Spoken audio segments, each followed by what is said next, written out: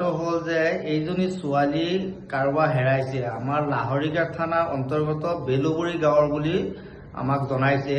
আমাৰ মৰিগাঁও শিশু বিভাগৰ পৰা আজি মানুহ আহিছিল আমাৰ দোকানত, আমাৰ বেলুবুৰী দোকানত আহিছিল। তেখেতে মানে মানুহজনীক গাৰ্জেনক বিচাৰি আছে।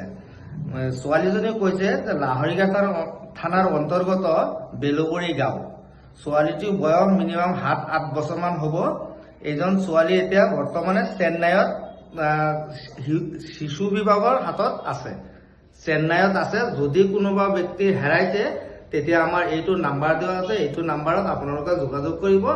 আৰু বেলুবুৰী বজাৰত আহিলে তিনিআলি দোকানত সুধিলে, মফিজুলৰ দোকানত সুধিলে এই ছোৱালীটো যিজনে আনিব পাৰিব তেখেতৰ নাম্বাৰটো দিয়া আছে। তেখেতৰ লগত যোগাযোগ কৰিলেও হ'ব বা আমাৰ লগত যোগাযোগ কৰিলেও আমি তেখেতৰ লগত যোগাযোগ কৰি আমি ছোৱালীটো আনি দিব পাৰিম।